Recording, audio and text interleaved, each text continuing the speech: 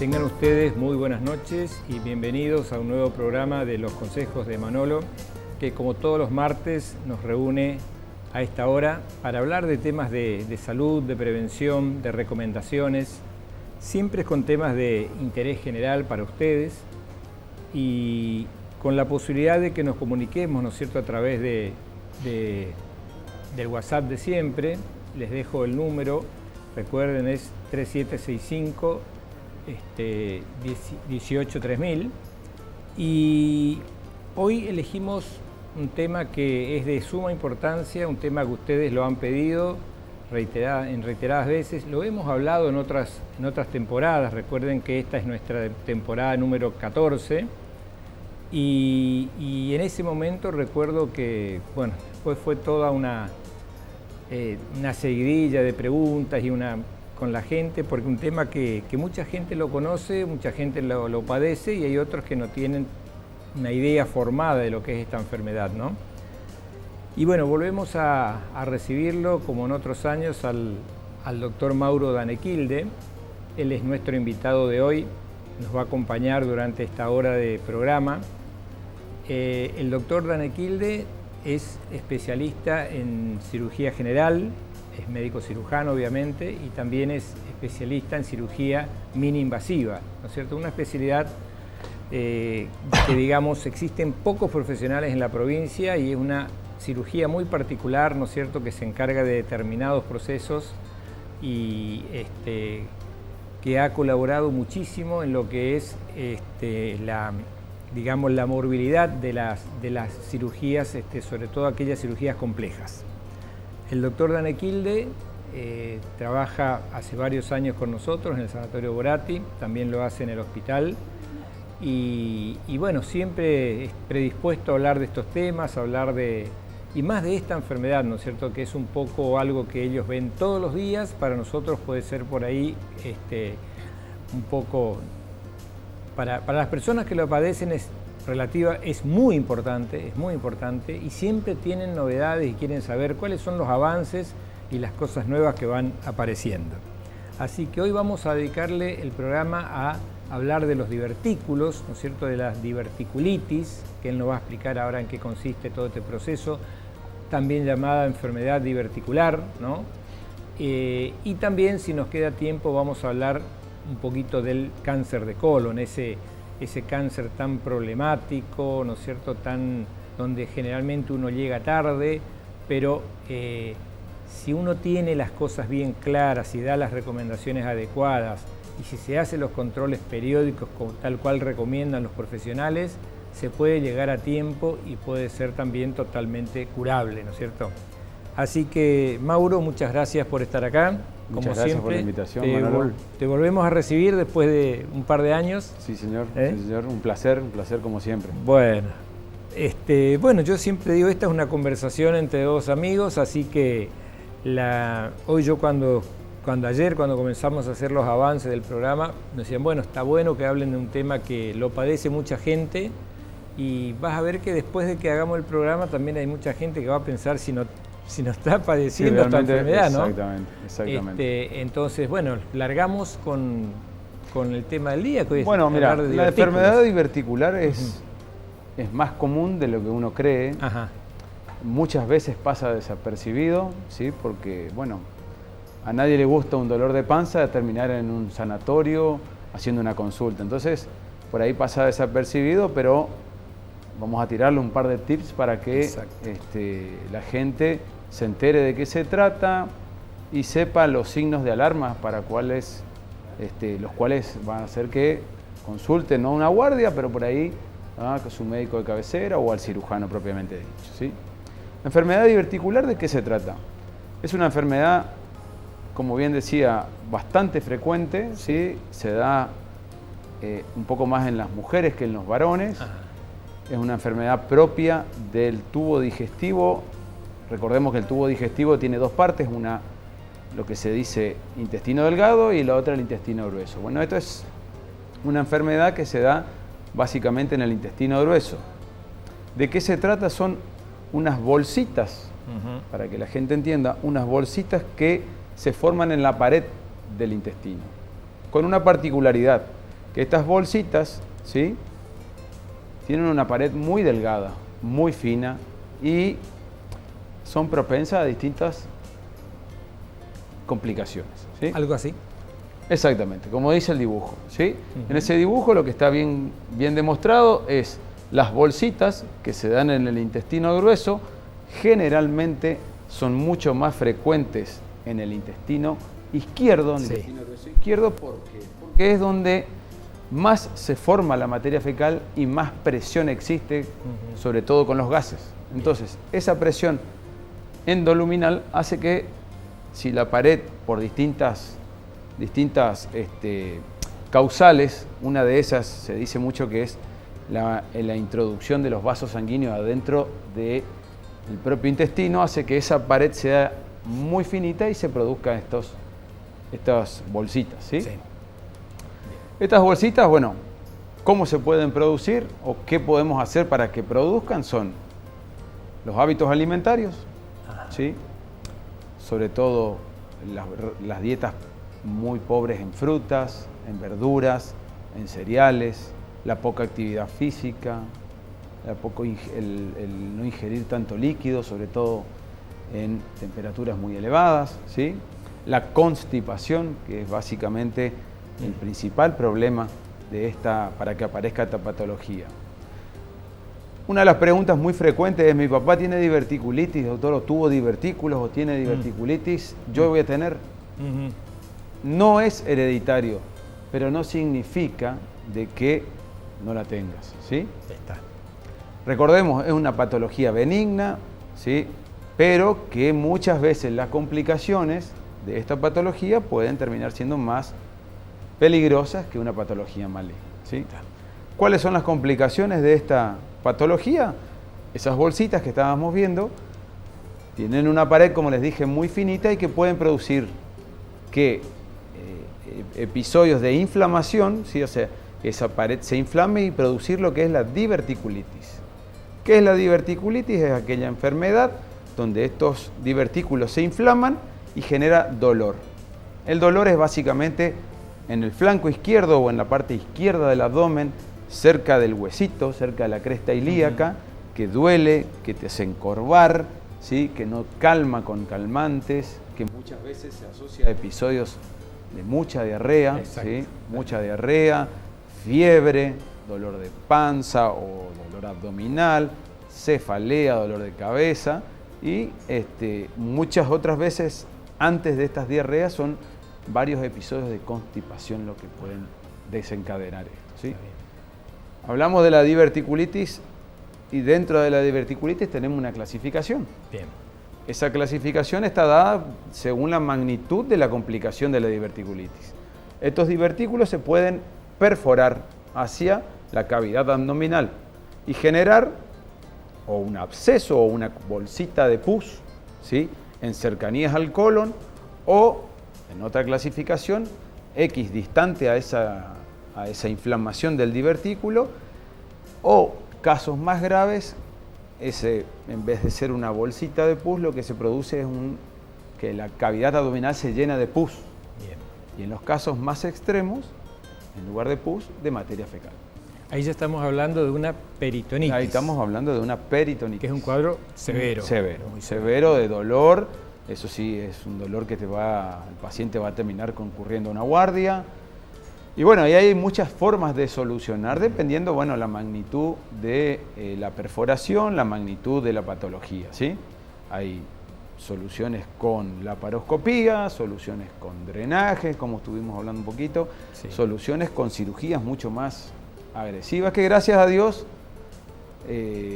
con el advenimiento de los mejores estudios como las tomografías, con los drenajes, se fueron evitando esas cirugías tan agresivas como las que antes se hacían, que eran, él tiene un nombre particular, se llama cirugía de Hermann, que es donde se deja un nano contra natura, sí, para poder extirpar esa porción perforada y bueno, darle esa solución temporaria. Bien. Ahora, si yo soy una persona, por ejemplo, que puedo tener algún síntoma, a lo mejor tengo constipación, y por ahí puedo llegar a tener, como decías, cada tanto un episodio de diarrea y lo atribuyo a una comida o comí de más, o a lo mejor alguna comida que no debía. Pero nunca tuve una diverticulitis, nunca tuve ese cuadro que vos decís, ¿no es cierto?, que es muy característico, ese dolor acá a la izquierda, y que bueno, la gente dice, no, la apendicitis es a la derecha. Es muy parecido, pero es del otro lado. Ahora, si yo, por ejemplo, tengo esos síntomas, nunca tuve una diverticulitis, por lo cual nunca tuve que ir a una guardia, nunca tuve que ir al cirujano, al gastroenterólogo, al médico, ¿cómo puedo saber si tengo divertículos? Que no están, digamos, que todavía no me dieron una diverticulitis, ¿no? Bien. Pero, ¿cómo puedo saber si los tengo? Bueno, frente a esa clínica que mencionas vos, ¿sí? Lo primero que tenemos que hacer es concurrir a un gastroenterólogo para hacer el estudio de elección, en este caso, cuando no es un proceso agudo, que se llama una endoscopía, colonoscopía o videocolonoscopía, ¿sí? Para que en ese estudio se ven los orificios donde están esas bolsitas que estuvimos hablando. Hay pacientes que también se niegan a hacer estos procedimientos porque la endoscopía, recordemos que es un estudio invasivo, ¿sí? Entonces, existen otros métodos como el colon por enema, ¿sí? Que es un estudio que ya se usa muy poco, pero está indicado en estos casos donde a través del ano se introduce un material que genera un contraste y se pueden ver dibujados estas bolsitas, ¿sí? Y bueno, otros estudios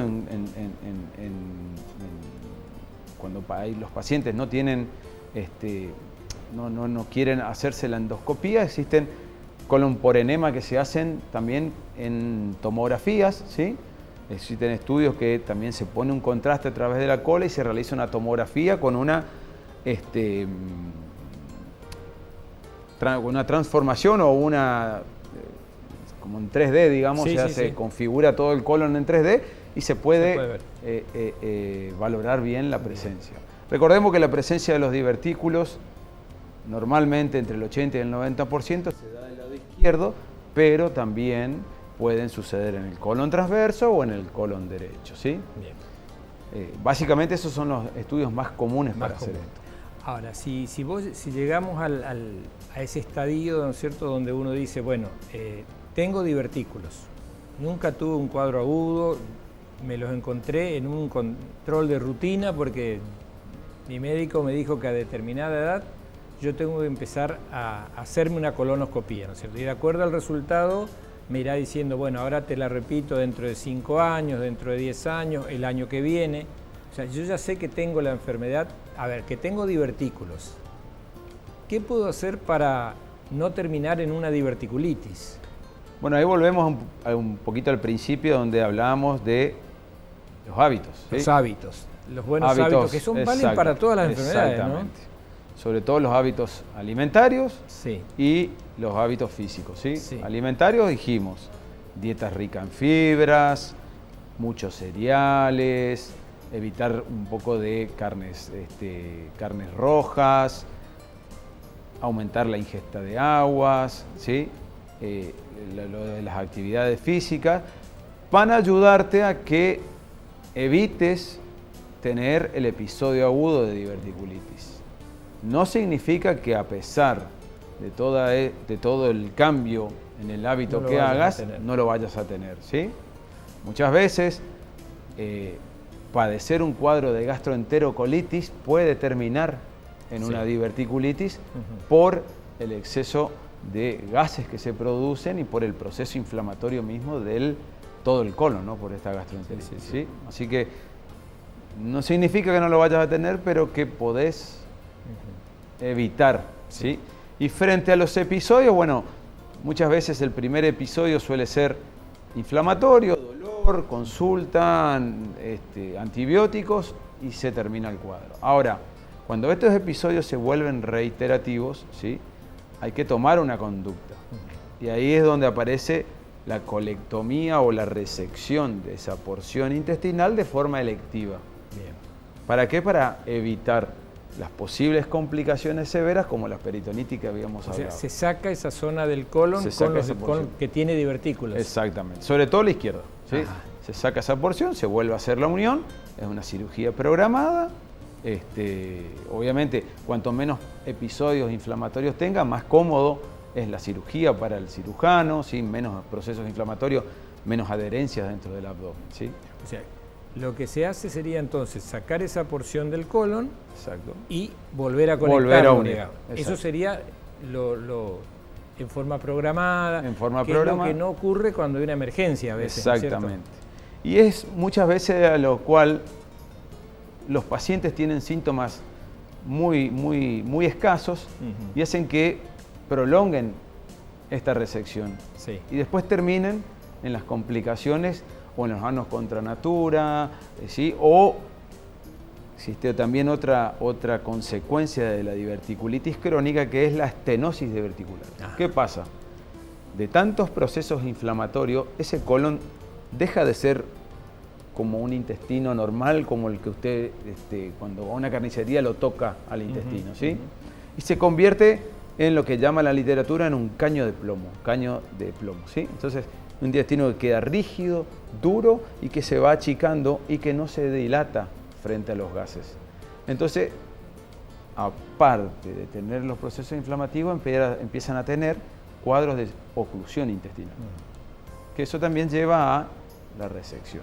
Pero son, gracias a Dios, pocos porque, bueno, tienen que ser muchos episodios, ¿sí? Severos de estos episodios, ¿sí? Así que, por suerte, no se ven tantos. Bien, y se ve mucho en la práctica, en consultorio, en el día a día, la enfermedad. Mira, no tengo bien exacto el porcentaje, pero de la gran mayoría de los pacientes que se hacen colonoscopías que nosotros solicitamos, yo creo que entre un 60 y un 40% los pacientes tienen divertículos asintomáticos. Sí, sí, sí. Ahí se entera. Son hallazgos al hacer la colonoscopía. Otro problema más que pueden tener los divertículos son los sangrados. ¿Sí? Estos sangrados, ¿sí?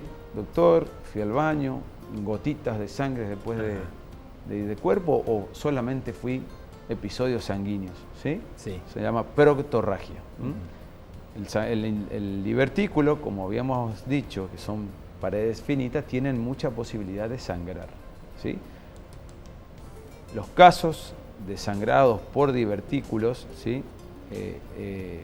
Llegan a ser severos. Los pacientes, gracias a Dios no están seguidos, pero pueden llegar a perder la volemia entera, ¿sí?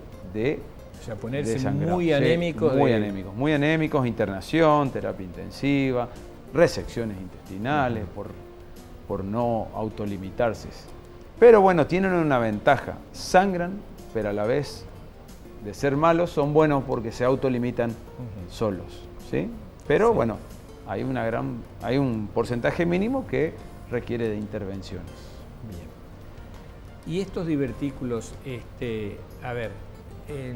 ¿tiene la posibilidad en algún momento de transformarse en algo maligno? ¿O es más bien una enfermedad que se puede es manejar, una patología, se puede controlar? Es una patología pura y exclusivamente benigna, ¿sí? Bueno, medicina no es matemática, o sea que acá también un proceso diverticular crónico, ¿sí? Inflamaciones crónicas en el intestino pueden traer problemas como un cáncer de colon, ¿sí? Sí. Pero gracias a Dios son patologías benignas. Bien. Qué bueno. Bueno, acá hay unas preguntas que nos van, por ejemplo, dice doctor, ¿qué puede detonar una diverticulitis? Y eso es lo que estuvimos hablando un ratito antes, los malos hábitos alimentarios, malos hábitos físicos, grandes episodios de diarreas, ¿sí? Enfermedades intestinales como los colon irritables, ¿sí? El colon irritable es una patología que lamentablemente en situaciones de estrés el paciente empieza a tener muchos episodios de diarrea y si asociado a eso tiene divertículos también puede terminar en un cuadro de diverticulitis. Perfecto.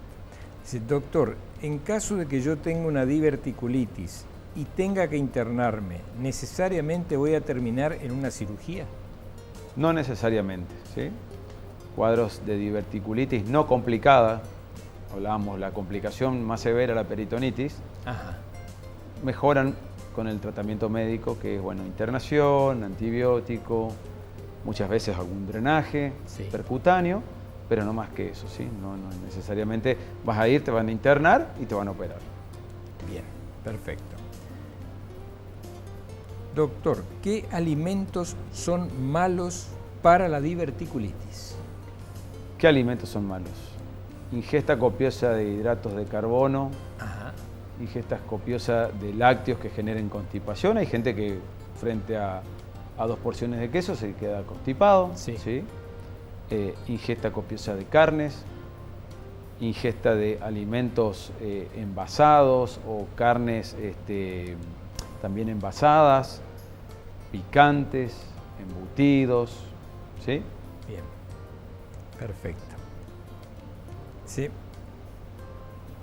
Si tengo una diverticulitis, ¿cuánto tiempo me puede durar el episodio agudo? Agudo, sí. Las diverticulitis leves, Ajá. normalmente el tratamiento o el diagnóstico es en una guardia o en un consultorio. Sí. Son dolores, habíamos dicho, en la fosa ilíaca izquierda. Esas diverticulitis muchas veces con un tratamiento de antibiótico vía oral, en 48, 72 horas se van los síntomas. Sí, sí. Cuando son leves, ¿no? Sí. Las crónicas requieren ya de una internación, también 48, 72 horas y después continuar por 10 a 14 días el tratamiento médico. Bien. Bueno, acá había una pregunta que ya lo habíamos hablado. Dice, ¿qué pasa si se rompe un divertículo? Eso es lo que nadie quiere. ¿No es cierto? Pero bueno, ahí está, depende. Muchas veces estos divertículos se perforan y la misma grasa que existe alrededor del colon bloquea esa perforación. Ajá. Entonces no es tan grave, ¿sí? Está. Pero cuando no sucede eso, sí, es una patología grave. Bien. Si yo soy un paciente portador de una diverticulitis y comienzo con dolor abdominal, ¿cuál es el momento para concurrir a una guardia, por ejemplo? Bueno, si empezás con dolor, lo ideal es que inmediatamente consultes, ¿sí? Si sabe que tiene una diverticulitis. Exactamente. ¿Por qué? Porque el recibir el tratamiento en los primeros momentos es tratar de evitar que esto pase a una diverticulitis complicada. Exacto. Entonces, cuanto más rápido consultes, menos probabilidades de tener una diverticulitis complicada. Bien. Después nos preguntan si los divertículos tienen cura o se los tiene para toda la vida. Los divertículos, una vez que están, son para toda la vida. Para siempre. Sí. Hay Uno que puede convivir. evitar que aumenten haciendo estos cambios Sí. en los hábitos, ¿sí? Sí, sí, sí. Pero también es muy buena pregunta porque, doctor, a mí me sacan esa porción de intestino y se termina mi problema. Ajá. No, se termina el problema de esa porción intestinal. No significa que en la que queda vuelva a ser divertículos, ¿sí? Está bien. Lo que nosotros hacemos es sacar esa porción intestinal que está enferma. Pero como dije, el 80-90% de los divertículos están en el colon sigmoides, Bien. en el izquierdo. No significa que en el resto no lo tenga. Que no haya, ¿no es cierto? Exactamente. Sé que hay. Bien, me dice, ¿hay alguna edad en especial en que puedan aparecer los divertículos o se tienen de nacimiento? No, obviamente esto va apareciendo, ¿sí?, en la vida de cada paciente. Normalmente es entre los 40 y los 50 años donde más se ve esto y donde uno muchas veces no tiende a hacer este cambio de hábito alimentario. Pero es más o menos esa la edad donde se suele manifestarse, pero no significa que antes, ¿sí?, se ven pacientes jóvenes, 20, 30 años, que padecen diverticulosis, solamente la enfermedad, sin síntomas. Bien. Pero obviamente cuanto más va pasando el tiempo, más probabilidades de tenerlo. Bien. Y un poco como para resumir todo esto, dice, tengo un diagnóstico de diverticulitis, cada tanto tengo crisis. Dice, ¿qué cuidados debo tener? Aparte de, como diciendo, ¿hay algo más de lo que habitualmente se recomienda? Bueno, eso es lo que hablábamos recién también, o sea, esta patología llega a un momento donde se hace muy reiterativa y altera la calidad de vida del paciente. Sí. Entonces, en ese momento es donde el paciente y su cirujano tienen que tomar la decisión de decir, bueno, a ver, ¿hasta cuándo vamos a estar cada 2 meses internado por una diverticulitis o internado por una diverticulitis? Claro. ¿Sí? Entonces, ahí es donde sin el episodio agudo se toma la decisión de la colectomía electiva para esa patología. ¿Sí? Pero esto es, digamos, siempre el paciente cuando se interna dice, por favor, soluciónenme el problema, porque no quiero volver a internarme más, pero cuando hablas de cirugía entra ese miedo y se quieren que se resuelva el problema y yo me cuido, me voy a hacer todas las tareas y lo que vemos habitualmente en el sanatorio es que una persona tiene una diverticulitis, ¿no es cierto? Se interna 3-4 días, suero, antibióticos, antiinflamatorios, reposo, mejora y a lo mejor pasan 3-4 meses y vuelve con los mismos síntomas, ¿no es cierto? Exactamente. Y hay personas que tienen varias internaciones, siempre el diagnóstico es diverticulitis. Sí, obviamente, si tuviste un episodio tenés mucha más probabilidad de volver a tener un segundo episodio. ¿Sí? Entonces, lo que se apunta es que segundo o tercer episodio en pacientes sin ninguna patología es el momento ideal de la colectomía. ¿Sí? Electiva, ¿no? Obviamente eso se elige el día, cuándo, cómo. Una cirugía programada, son 5 días de internación, ¿sí? Y bueno, evitás después de estar cada 3 meses internado, todo el estudio, todas las patologías, y bueno, con estas otras posibilidades de que cuanto más episodios agudos existan, más probabilidades de la peritonitis, más probabilidades de la estenosis diverticular. De las complicaciones. Sí. Exacto. A veces el paciente se niega y ya el familiar, el que quiere que se realice el procedimiento, porque cada 3 meses visitando el sanatorio o el hospital. Así que... O sea que, bien, entonces nos queda claro que tenemos los divertículos, que la inflamación o la infección es la diverticulitis, ¿no es cierto? Y el tener los divertículos en el marco colónico es lo que se conoce como diverticulosis, ¿no es cierto? Y que si la tenemos la vamos a tener para siempre. Para siempre. De ahí a que tengamos episodios agudos va a depender un poco de nuestra conducta, de nuestra alimentación, de nuestra actividad física o de la suerte que tengamos también, ¿no es cierto? Sin duda. Pero es una patología entonces que se ve muy frecuentemente. Es una patología muy frecuente. Normalmente empieza desapercibido porque es un dolorcito, tómate un calmante, te toma un Sertal, algún antiespasmódico, o mismo hay pacientes que se automedican con antibióticos, ¿y qué pasa? ¿Sí? Pero lo ideal es que consulten, que vayan a una consulta, que vengan al consultorio del cirujano, del gastroenterólogo, que se hagan el estudio, es importantísimo hacerse la endoscopía, porque uno puede detectar esta patología o descartar otras patologías, ¿sí? Que también puede causar estos dolores y bueno, tener en cuenta que el tratamiento depende solamente de uno, ¿sí? Que es estos cambios y que bueno, a medida que mejoren la calidad de vida va a mejorar van a ser pocas las chances de estar internado por esta patología. Bien. Porque a veces cuando uno se hace una colonoscopía, que bien lo explicaste, que es el procedimiento, habitualmente uno piensa que se lo están haciendo, bueno, o se lo pide más frecuentemente, ya sea para control por la edad que uno va teniendo, o buscando el famoso cáncer de colon, ¿no? Que después vamos a hablar. Sí, sin duda. Y, digamos, la inmensa mayoría de los informes que uno ve en las colonoscopías son, bueno, no se observa un cáncer, un tumor, gracias a Dios, no, pero se observan escasos divertículos o imágenes diverticulares. Sí. Y bueno, es como decir, bueno, algo tengo, ¿no es cierto? No claro, es que dice, no es algo... Exacto, no es que dice que el estudio es normal. El estudio dice, se observan varios ostium diverticulares, bueno, eso significa que tenés una diverticulosis.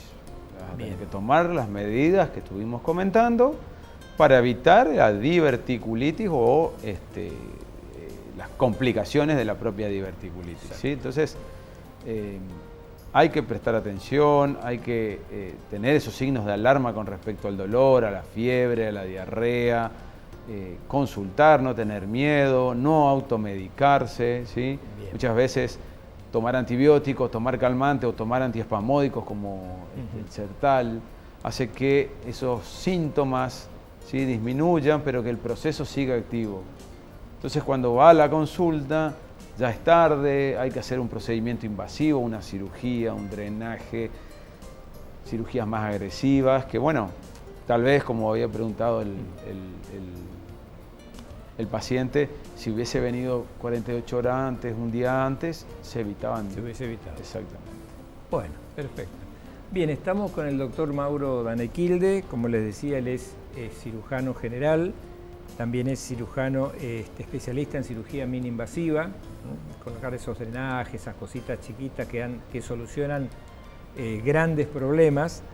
Él trabaja con nosotros en el Sanatorio Boratti y bueno, un poco es el que resuelve ya la patología, ¿no es cierto?, que cuando está complicada, cuando es la urgencia, o en forma programada, cuando uno toma la decisión de decir voy a evitar un mal mayor, tomando las precauciones y los resguardos correspondientes, ¿no?